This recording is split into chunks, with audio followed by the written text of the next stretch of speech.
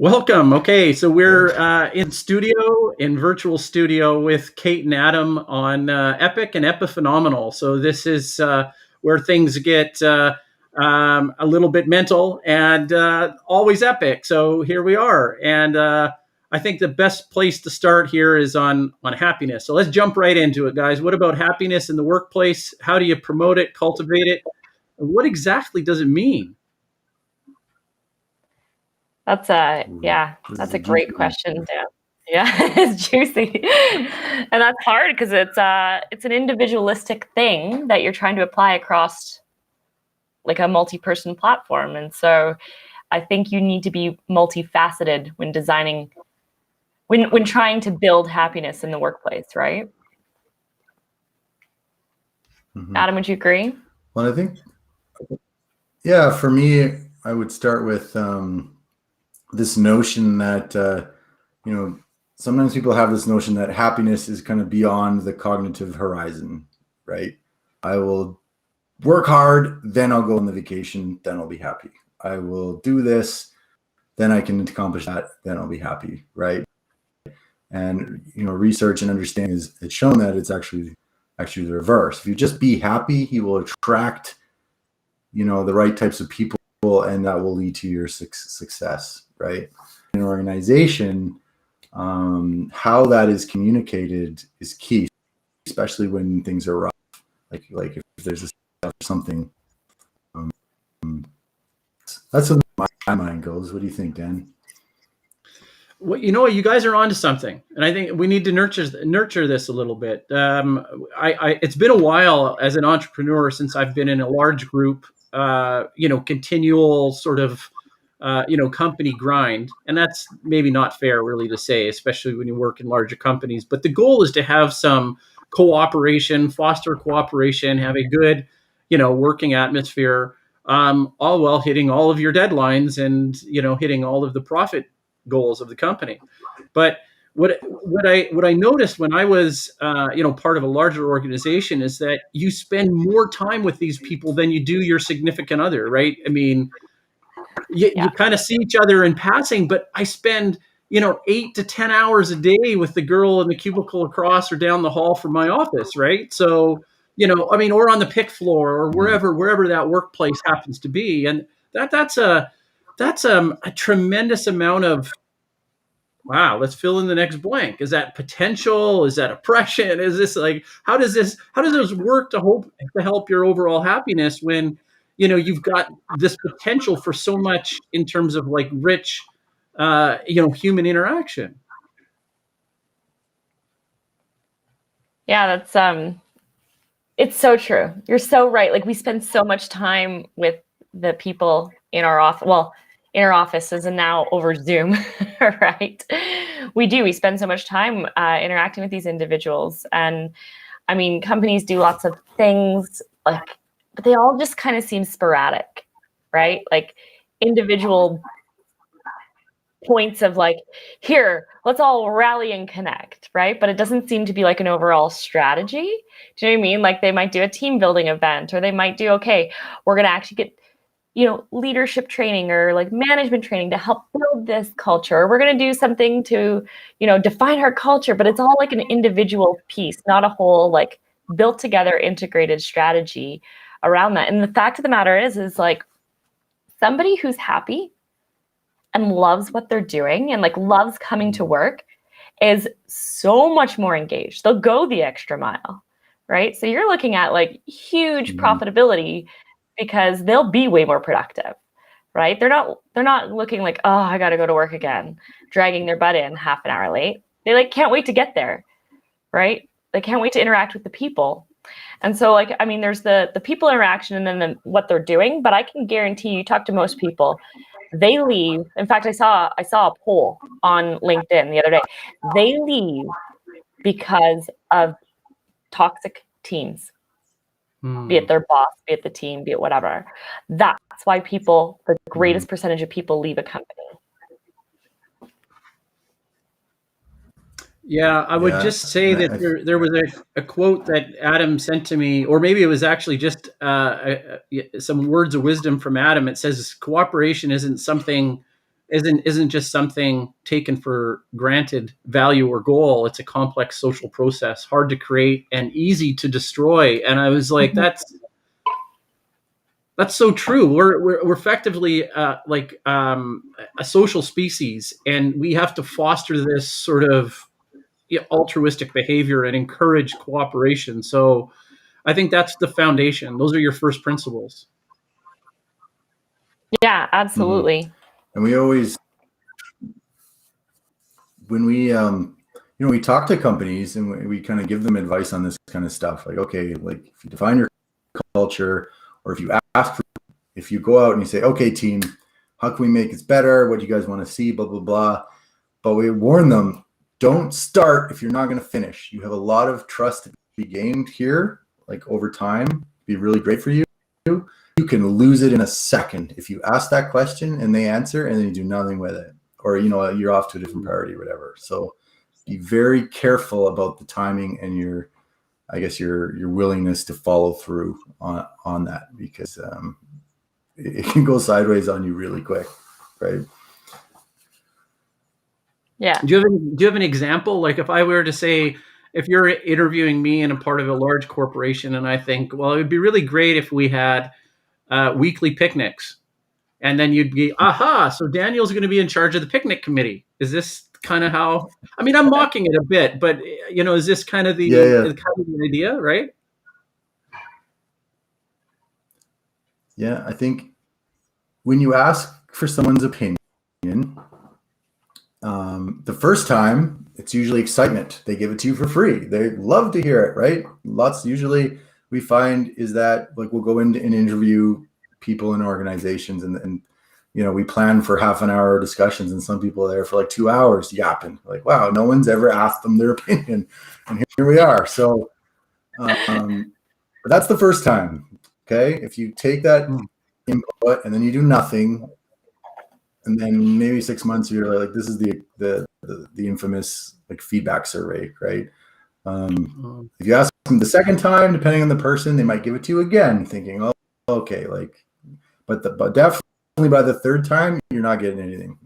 Like, yeah, they'll kind of say, yeah, it's fine.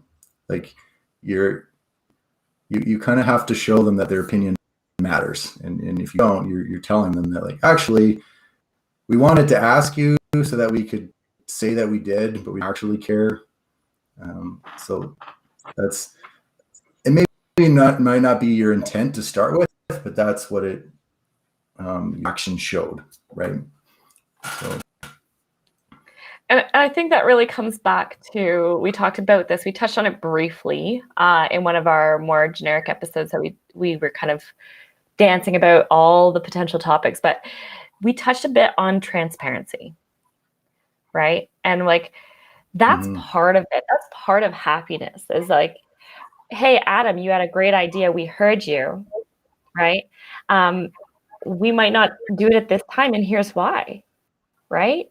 And so giving the transparency. So like, if you can't execute every good idea, they're all good ideas. You got to pick what's a great idea that's going to have the most impact, the most bang for your buck as a company, right? Otherwise, you'd be spending all of your time trying to do these little individual things, right? So you pick what's the most powerful item to focus on that's going to have the most impact. But you got to tell people, hey, we heard you. Thank you for giving us. We evaluated all of the options, and here's the top ones that we came up with. Like, engage your people that way. So it's like, yeah, okay, they heard me. Mine didn't make it. That's okay. Maybe next year, right? Like, it's about communicating those ideas and transparency. But the concept, I just want to back up a second, because the concept that Adam's talking about, like, be happy first, it's a state, and then things will come to you. Like, there's a great book called The Happiness Advantage. I think it's by like Sean Acker, or Achor is his last name. But it's this whole concept, and it's scientifically proven that you choose to be happy, and then the things that you want in life and the things that you're going towards will come to you. The right opportunities will come to you. And it actually is the reverse of trying to achieve happiness. Right? Which is a really interesting concept. There's a study in that book.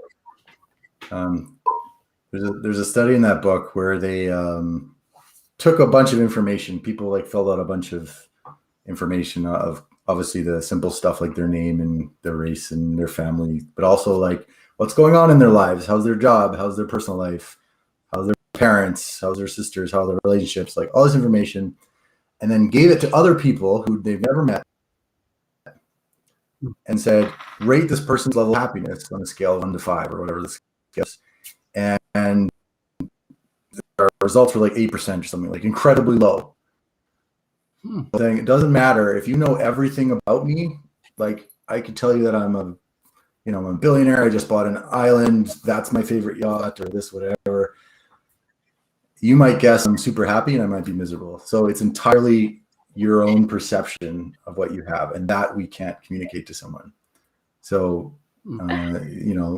look inward first is kind of the lesson behind. I thought that was super cool that they like proved that. I love that. And we see that every day on social media. You like look through the newsfeed, you're like, man, that person has got it going on. They must be so happy, right? And meanwhile, like they only post the good stuff.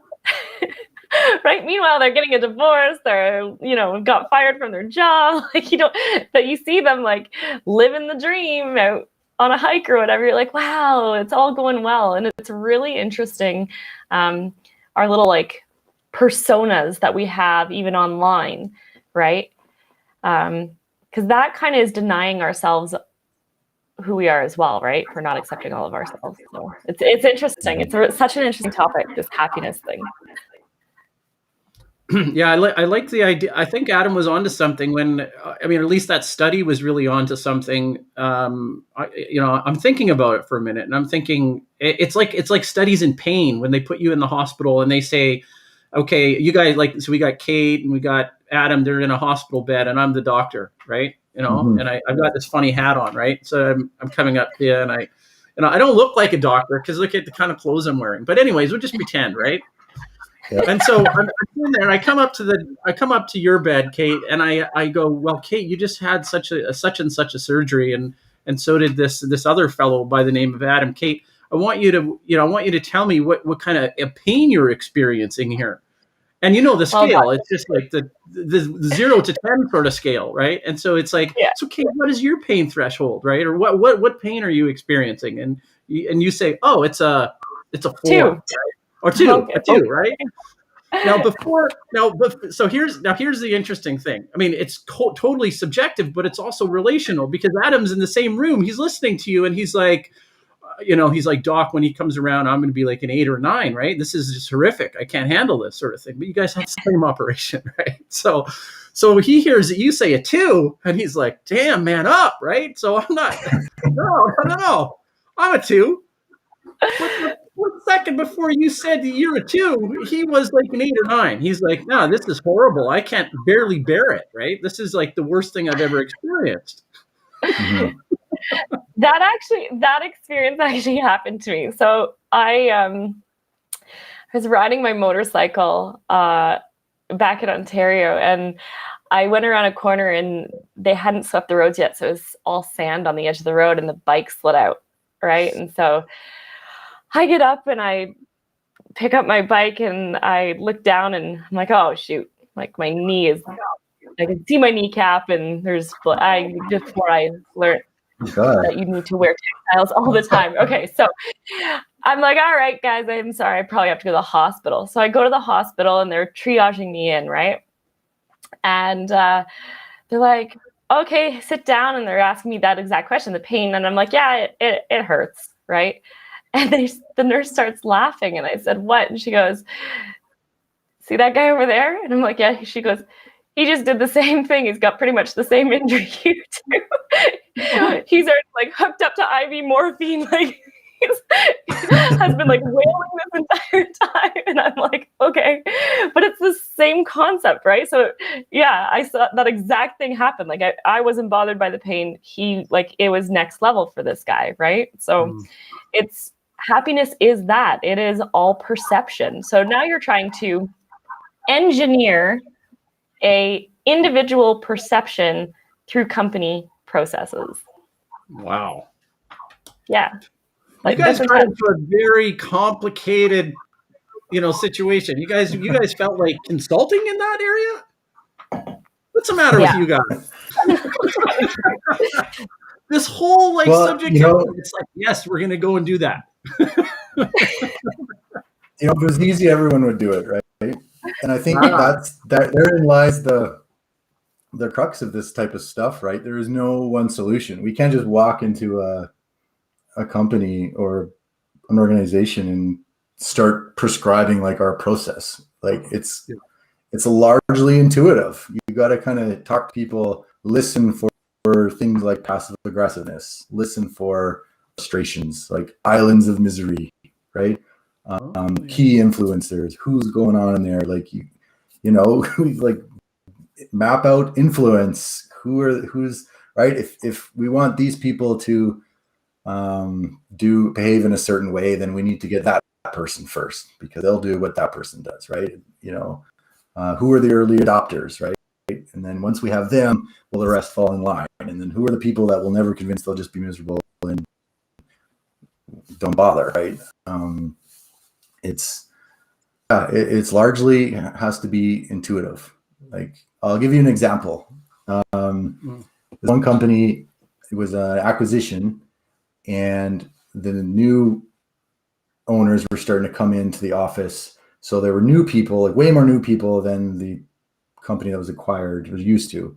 And people didn't know each other's names because, over in this corner is accounting and over here is, that department and that department. They didn't necessarily work together on the same projects on a daily basis. So there was a lot of passing in the hallways of people not knowing what their name was. So we said, let's put name tags on the offices. Like, this would help a lot. It's pretty simple.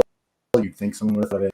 And then we were printing the name tags, and just like as a last minute thing, I was like, Google the meaning of the name and put it underneath, and just put the first name, don't put the last name. And because it's more personal, right? If you say Dan versus, Dan Peterson, right? So like last minute, switched it up, put it all on there, and like the conversation that came out of that like exploded. It was amazing. With such a little intuitive idea to open a window into someone's world and invite someone else in such a small way. It changed everything, but there's no way I could have engineered that beforehand. Right?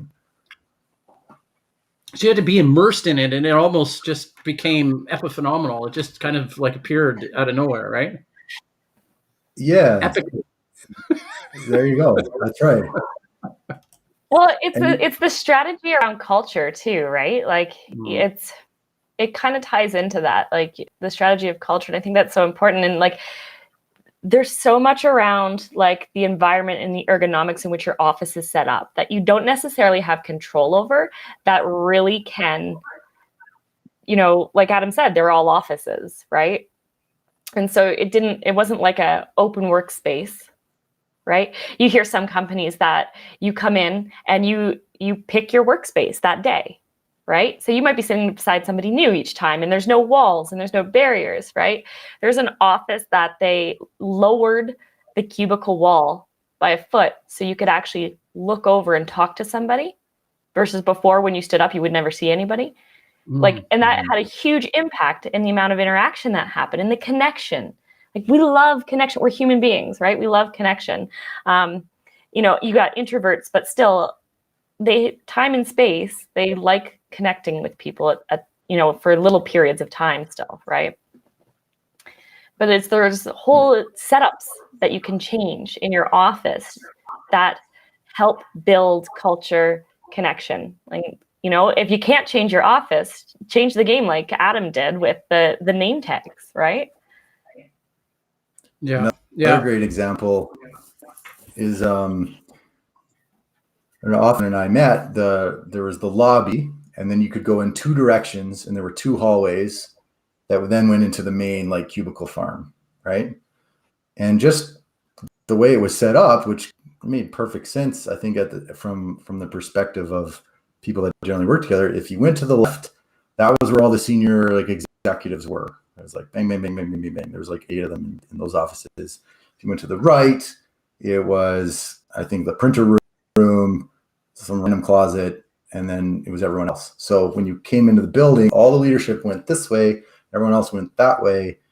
And one time, for whatever reason, I had to go through the executive hallway, and I came out the other end, and people like stopped me in the hall, like, Adam, what were you doing in there? Like, were you in a meeting with them? I'm like, I just had to ask him this, blah, blah, blah. But it automatically created like a crystal palace of sorts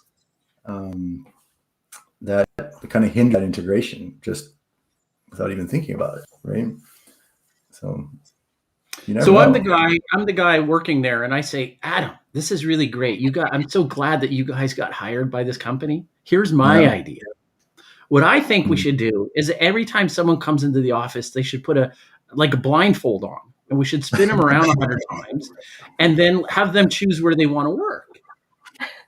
Right? And so, and then we'll videotape it and put it on YouTube and watch how that thing you used to do to little kids, where I used to do it as a little kid. You put a thing on, you spin them all around, you let them run around, and then they bounce off of walls and stuff like that. Pin the tail on the donkey game. Honestly, yeah, why not? It would be amazing. I think your company advisor would say no. Probably not. There's pokey things, there's needles and stuff around. They're not really, that doesn't really fit their culture too much, does it? No, probably, yeah. Safety would have an issue with that one. But just shaking it up. It's a series of little things, because the name thing might not have resonated with the 100% of the people.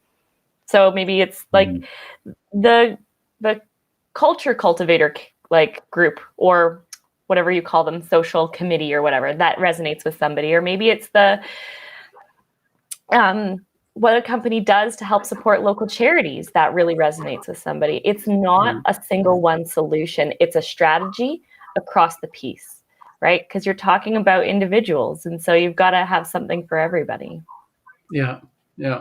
Well, I'm doing in a philosophical standpoint. I've been thinking about this idea of culture, but specifically, I've been spending some time on identity and what identity actually means to culture. And so, from this standpoint, you can appreciate this: that there's a biological Kate and there's a biological Adam, which dies and is reborn constantly throughout your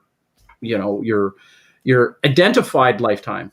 Right? You've heard this before, right? About, the cells in your body die and this kind of thing.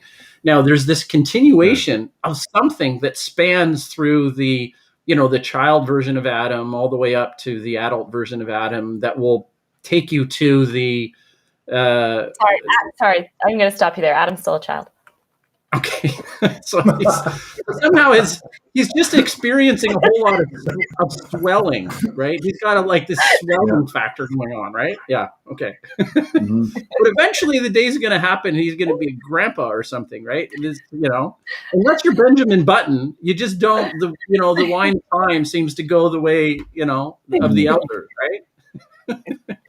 Well, you touched on something there, right? Like, the happiest people are often the healthiest people, and they often live the longest, right? We were talking about happiness, right? The people that maintain that childlike wonder, right? The 50-year-old uncle that hangs out in the basement with the kids during family reunions and plays video games and chases them around and that kind of stuff. Like, those people, it's contagious, right? Everyone likes to be around them, right? They kind of they have like a social gravity to them or something like that. Right. And I think it's important, whether it's a family or a business or whatever, to kind of know who those people are. And then now you can start being kind of smart about sticking them in the right places. Right. That kind of thing. Well, some people just have that elan vital, that just there's some sort of essence about them that is like a fountain of mental youth and happiness. And I know my father that passed away, he was kind of like that. He spent the last part of his years down in Mexico, in Puerto Vallarta, and we'd go and visit him. And he was so gregarious and had so many friends, and he was really open to what we wanted to do. So have you guys vacationed before in Puerto Vallarta at all? Ever been to Mexico? Yeah. Oh yeah. So there's there's this place down there that's called the Zoo, and it's where all the young people hang out. The girls wear bikinis and they get shot with foam and all this kind of stuff, and shooting and all the like drink shoots and stuff like that, right? Well, we as the young kids went down there, right? We were 20 some and dumb, right? And so we would go down there and try and get into trouble. And after we got rejected, after, I don't know, maybe 10 or 15 minutes, then it starts to go downhill, and then we, whatever, just the way it works. Well, my father's sitting there, and, he doesn't want to go home. He would pull an all-nighter, that guy. He'd be talking to everybody and dancing and laughing and having great fun and everything, right? And so it's so contagious. And I'm like, I want that, right? I want that magnetic personality, and people are just drawn to that. You want to be around people like that. Whether it's in a workplace or whether it's in the the nightclub that you get dragged to, Woe's me. This is so interesting because, like, you're talking about, like, so there's magnetic people who are, like, out there and, like, want to, have all these people around them. There's still magnetic people that are, like, introverted, right? So I want to make sure we like happiness and that feeling. So you can have somebody who's quiet, calm, and introverted, but you feel comfortable around them and you feel joy when you're around them. And it's really interesting how much people emanate their state, right? Whether they're outgoing or not, whether they're an introvert or extrovert, you can feel it. And it was really interesting. What was it, back in 2016, Adam, when we were going through the recession, and the office we were working at, it got really bad, and you could feel it. And it was just like you walked in and you could feel your energy drain, right? Or I worked on a really highly politically charged project that everybody was vying for position and for, getting their way and stuff like that. And I've never before in my life been depressed. And I went to the doctor because I was having all these issues, and he's like, "You're depressed." And I said, "I have nothing to be depressed about." He's like, "Yeah, that's what a lot of depressed people say." And, I had to do something about it because it was the toxic work atmosphere. And individually sitting with somebody, you might have a good conversation. "Oh, what'd you do this weekend?" It was great. But you could feel the stress in the office. And it just, the second you walked in, just like it just drained you right out. It was a horrible experience.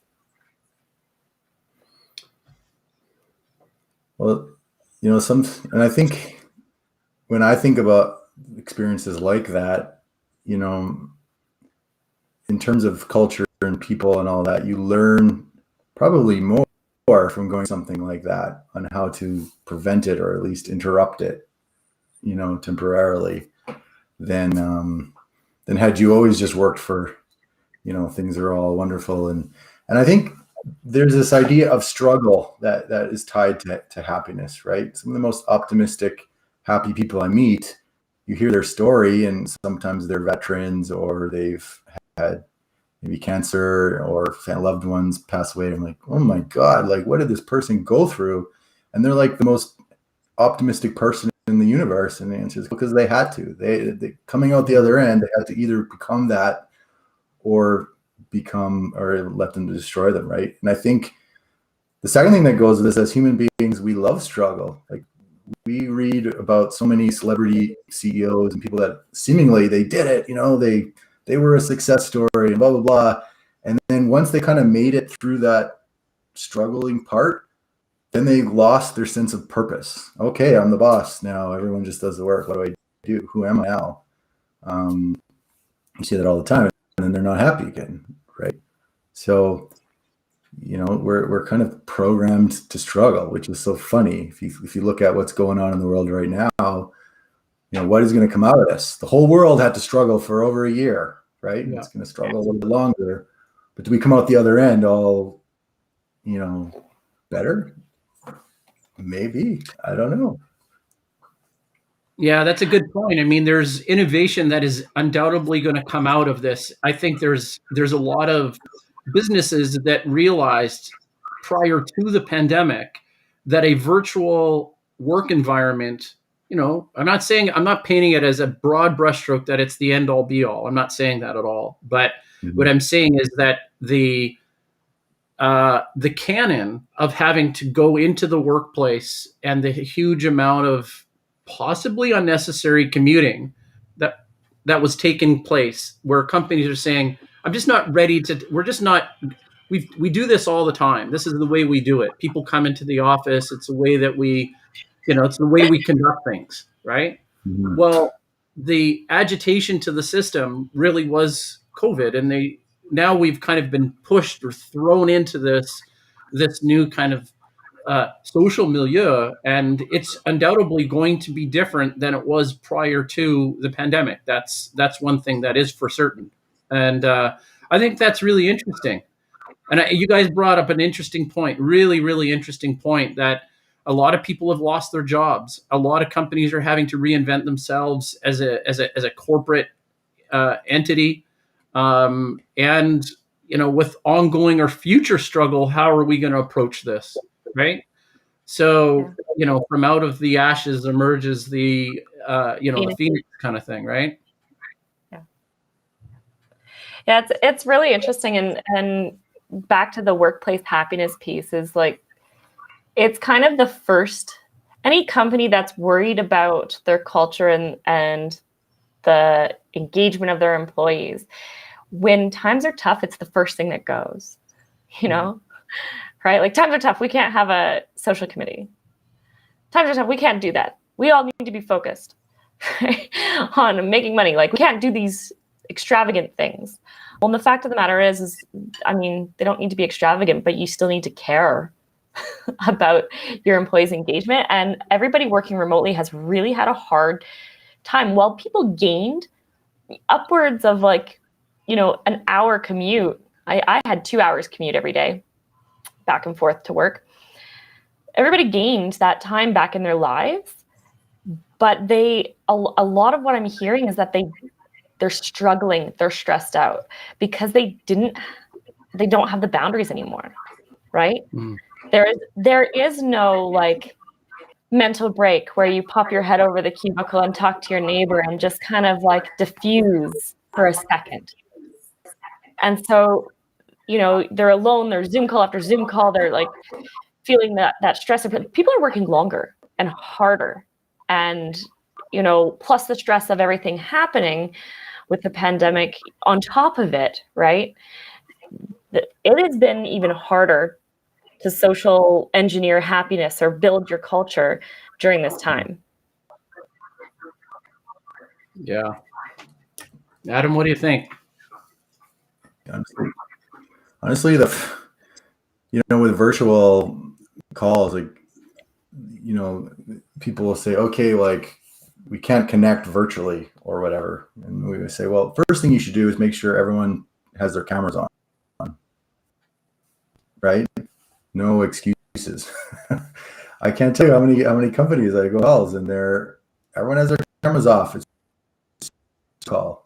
And you kind of miss the point. What's actually really great, what I've found, is that people get to see a window into my life. I've got my office now, but I was up in my kitchen before, and you'd see my kids go across or whatever, and I'd see, and I'd say, hey, I've read that book. Tell me about that book, right? Or wow, you love board games. There's a shelf of 20 board games in your you kind of see a window into people's lives that was closed to you before.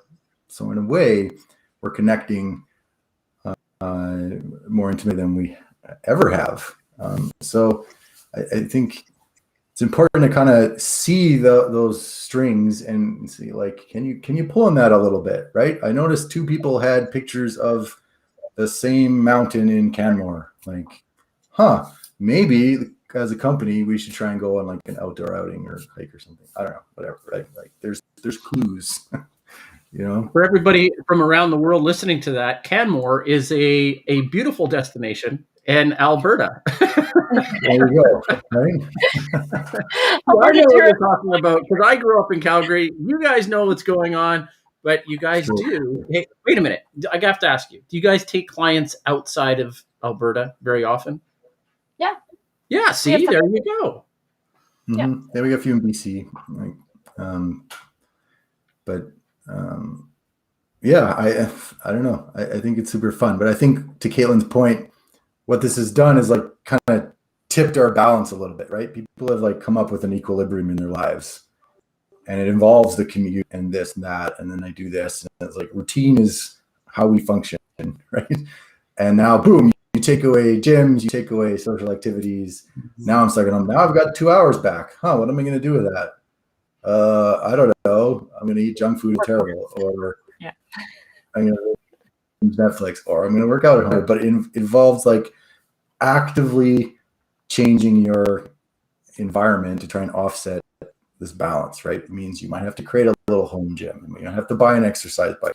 You might have to, set a timer to get yourself up walking around every now and then. Like, without active intervention on your part, that equilibrium is just going to stay messed or off balance for you, and it's going to do crazy things to you. So one thing that we do at our company, I'll share. And this is really interesting for me. So a while back, we said it's going to be your whole self Monday. So every day we meet with our entire team for 15 minutes. Okay. 15 minutes, half an hour. It's our touch point. It's how we get the day going. It's the, connecting as a team. And every day has a different topic. Okay. Or a different theme. Not to say we can't go off theme, but we just address the theme first. Okay. And Mondays was whole self, mind, body, soul. And just recently, we would kind of like, hey, how's everybody doing? And everybody be like, yeah, good. Yo, you have a good weekend? Yeah, it's good. Right. Kind of thing. And then we said, okay, we got to restructure this a little bit. So we said, you need to tell us how you fed your mind, body, soul. Okay. And the first week we structured it like this, people didn't really. Some would do, okay, this is my mind. They didn't really do anything for my body or soul. But now what happened is people were going into the weekend knowing that on Monday they had to report mind, body, soul, what they were doing. So they've actually started doing more things and consciously thinking about, hey, this is feeding my mind, my body, and my soul, right? So when they come on Monday, they're like, yep, I did this for my mind, this for my body, and this for my soul. Right. And it's really powerful. And then we just added today, because one of our employees' wives, they're having a discussion about, I think he was feeling very frustrated. And so she pointed out that, look around you and be grateful, gratitude. And I said, I love it. We're doing a fire round of gratitude moment, go. And everybody had to give something they were grateful for.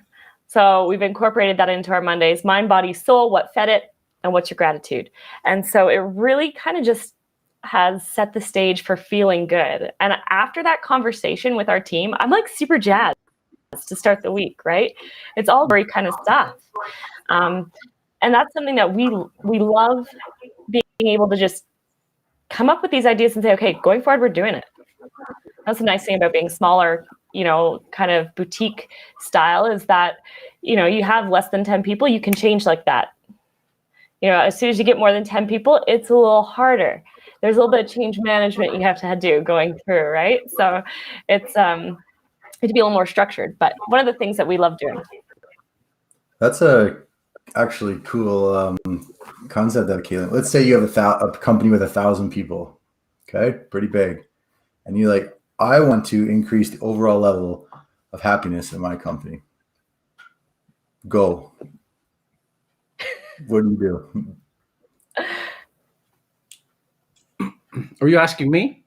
Yeah, sure. Both of you. I'm curious. Props to Kate on this, because what seems to be happening on the Friday is that it's pulling something through to the Monday.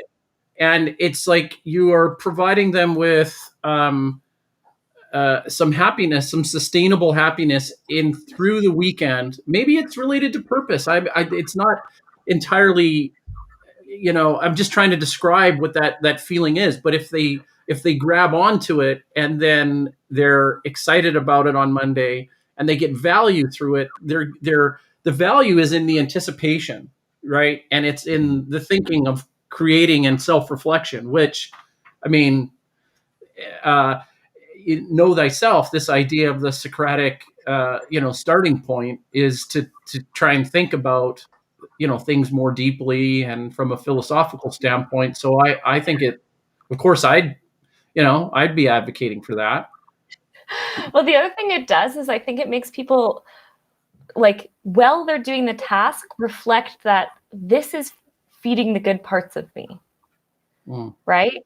Instead of like just kind of going through the tasks of the weekend, or you're now like taking a stance and recognizing that this is good for you, right? Oh, I worked out. Oh, I can use this in my mind, body, soul moment on Monday, right? I'm doing good for me. And having that perception of like feeding yourself good energy and good things, I think is it helps feed more, right? You're not just doing it because this is the to-do list you have for the weekend. You're doing it with real intent. I like that. I like it because the idea is that you have, like, even working out. I mean, I wouldn't say that everybody has this philosophy about working out, but it becomes a habitual routine kind of thing. And when do you say, "Oh, that was so good. I went and had an amazing workout, and it was just so awesome." I mean, you don't have to be flowery with the language all the time, right? You don't have to be, but if you feel that, right, it does change your projection. It just changes your demeanor, right? Where it's like, how intense can you do a workout, right? How much intensity can you do in a workout if you're if it's abrasive to you, if it's like mentally abrasive, right? I mean, physically it's supposed to be abrasive, but mentally, if it's like you're anguishing in that in the precursors leading up to the thing. Well, there's a flavor for everybody, right? I mean, maybe you're someone who just likes going for walks. Maybe you're a runner. Maybe you like learning. Maybe you like, I don't know, martial arts or tennis, or like maybe you love the obstacle courses or something. Like there is, if you're just talking about physical activity, there's a flavor for everybody. And then the same with mental activity. Like maybe it's not like, maybe your hobby is like chess. Maybe that's like, you can just like, work your mind or whatever. I think, the people I know that love their hobbies or their physical activity or whatever, they've tried tons of stuff. They didn't just like pick it and win with it. They tried that, they did this, they did that, and then they eventually found not only activity that they were kind of good at, but also a culture or community that they felt like they fit in as part of. We don't have that luxury of just bouncing around with our jobs, but like, I think that's a big part of it as well, right? Do you feel like, yeah, I would fit in with these people that also do this activity, right? Right. Okay, guys. Well, I love this. I think the overall theme of this episode has really been one of happiness. I think this is, we've touched on a lot of points related to happiness, and so as we kind of wind down to the last 10 minutes or so, what about some summaries of approaching happiness in the workplace, and just re-emphasizing what and how you guys, even in your personal lives, how you guys approach happiness? All I hear is cricket. Adam, you want to start? Sure. No, that's a great one. Honestly, I think gratitude is a great place to start. I did this gratitude challenge for a week, like a few months ago. And all you did was you woke up in the morning and you kind of just like on a piece of paper or even just mentally like list 2 or 3 things that you're thankful for. But it kind of sets a stage for an awesome day. And it's the same with like making your bed or whatever kind of little thing you do when you start the day that kind of sets the tone, right? For me, lots of times I'm like walking my dog, right? And I got a kind of nice view where I'm living and just taking a moment being like, okay, pretty cool. Now I'm ready, So I think how you start has a lot to do with how you finish at the end of the day.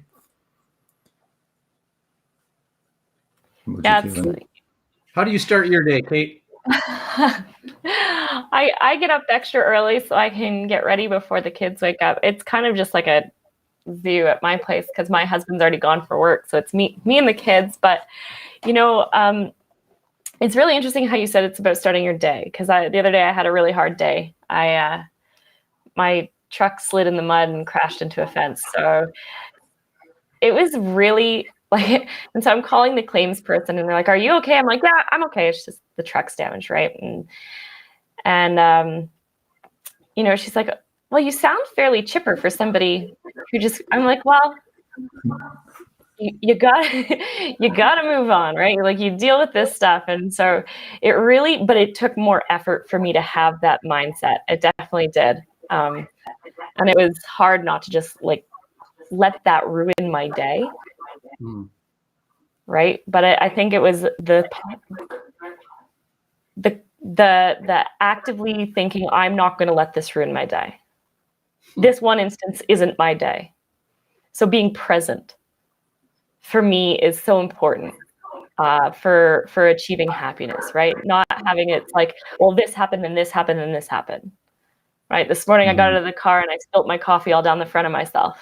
I haven't thought about it since. Just now this conversation happened. I didn't let it ruin my day, right? It was a moment, it's past, it's done. Now I'm in the present.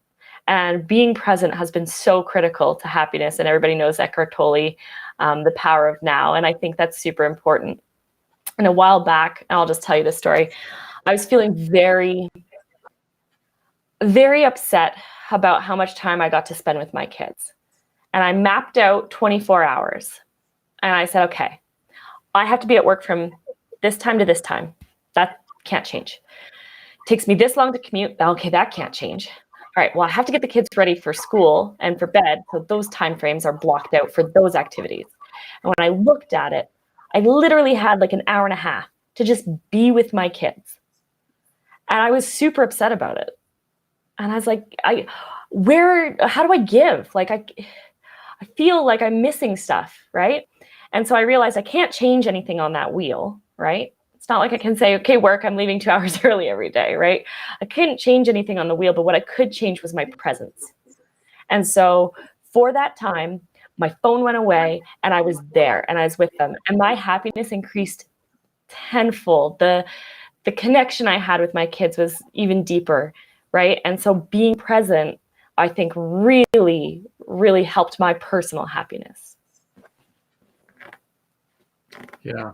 So I mean, I'll play on a pun of sorts, but being present is a gift of sorts to you and your family. Dad pun. Right? And I think there's a piece, for me, the trick to presence has to expectation. There's a quote I read in a book that really affected me. It was said, "It is not the flower that wilts that causes pain. It is the expectation that the flower does not wilt that causes pain." When I read that, I was just like, whoa.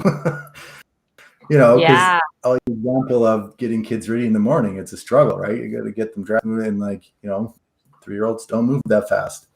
And by taking a moment, being like, okay, they're going to be a pain. They're going to be kids. It changed everything. Now you just kind of like be present versus being, have future because I got to get to work, which is where you are when you get frustrated when you can't get your kids right. So flipping your expectation about what's going to happen here, for me, changed it big time. I'm not saying I was. Yeah. I love that. I used to get my kids now they're 16 and 13, but I was known as Daddy Tickle, right? So when I would I never really punished them, right? I guess I did a little bit, but mostly they're really good kids. But I would tickle them, right? And they knew that, so it was kind of like a game in a way, right? So I could kind of like mold their behavior based off of the threat of tickling, right? And so when I became this like scout leader, I was a Beaver scout leader. They were in that for a couple of years. And the kids that would come and I was the scout leader, I'd say I would tickle them, right? These little kids. And my kids didn't understand why you would go voluntarily to get tickled, right? Because they think so I had that sort of scenario. And I remember what Kate was talking about, getting them ready for school. And I had this blanket that was, if we got this stuff ready, you got your teeth brushed and stuff, they'd have the blanket, and they would lay in the blanket, and I would just pick that up by the corners, and I would spin it around, right? Spin, and so they'd go on this like ride, this daddy ride sort of thing, right? More. I want to go on, this type of thing, right? And so they were like their whole demeanor always changed, right? And I never had a problem with them brushing their teeth or getting ready for school or anything like that, because they, I'd come out and I'd be the slow guy looking for my coffee or whatever, and they'd be like all ready to go in the blanket waiting for their turn, right? So I don't know, it's fun. The thing is you only have those memories of of your children, right? It's like, and you hear the wisdom is that it goes so fast, and you have those memories only, and then they only have those memories, and those memories will serve you and them into the future. So it's like, what's the choice? You're going to be, the tyrannical parent, or are you going to have fun with them and enjoy their presence as much as, and how do you do that? What you guys said, I think you have to be present with them. Well, and it's the same thing in a business. Are you going to be a boss or a leader? Big difference, right? Yeah. Big difference. And so I think that comes back to, workplace happiness. It ties it all in, is like, what's your perception? Are you going to be present? Like when you're as the owner or leader in the company, when you walk down the hallway, is everybody ducking?